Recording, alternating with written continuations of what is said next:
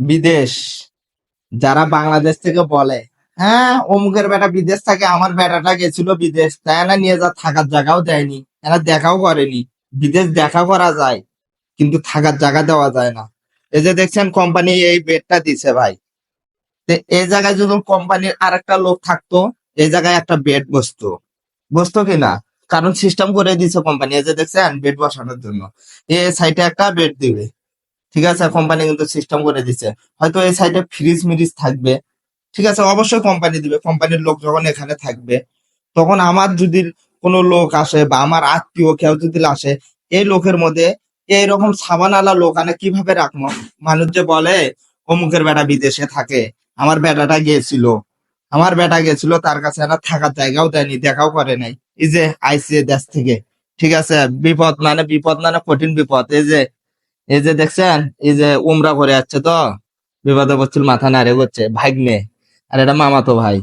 ঠিক আছে, মানে এখন বিদেশে ভাই মানুষও খাওয়া দাওয়া যায়, কিন্তু এই থাকার জায়গাটা কেনা দিবে ভাই? কোন দেখে আপনারাই, যারা বিদেশে থাকে তারা এই জিনিসগুলো বুঝে। এই কোম্পানির লোক জুল থাকতো, আমি তাদেরকে এভাবে জায়গা দিতে পারতাম? আমাকে তো লাগতে বাইর করে দিত। আর বাংলাদেশ থেকে তো বেশ সুন্দর বগর বগর করে যে বিদেশে গেছিল আমার বেটা অমুকের বেটার কাছে, এনা জায়গায় দেয়নি। আর যারা বিদেশ কয় যে আত্মীয় আছে, এ আছে, অমুক আছে, তমুক আছে, বুঝছেন? আত্মীয় লাগে না বিদেশে। বিদেশে চোখের মনে করেন এই চোখটা আছে না, বিদেশে এই চোখটা মনে করেন এই দিক দিয়ে ঘুরেলেও লাভ নাই। কারণ কি, বিদেশে আলে এমনি পল্টি পারবেন, কোম্পানির রুলসে চলতে হবে। আমাকে বলে এখনই কোম্পানি বলে এ লোক লোক বাইর করে দি, বা তুই লোক নিয়ে আসবো কৃষক।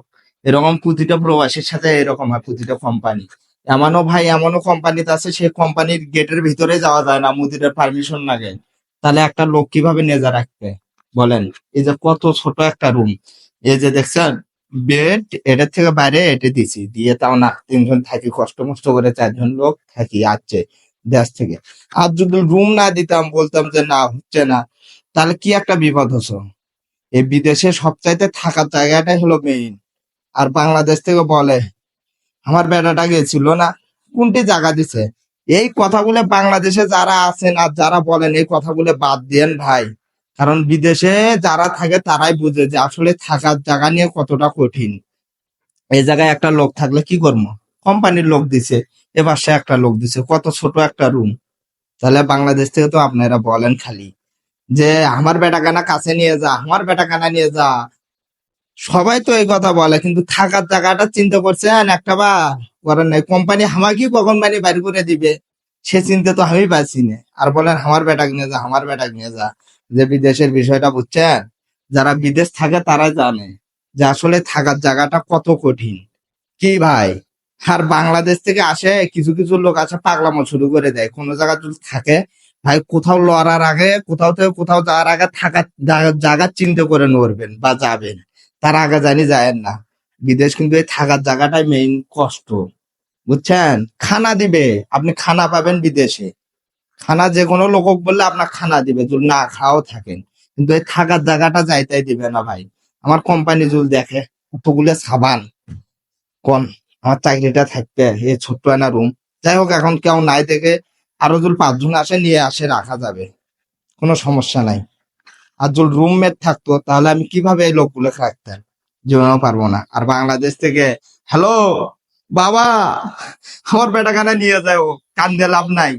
বিদেশি যে থাকার জায়গা দেখছেন, এই থাকার জায়গা খুব কঠিন।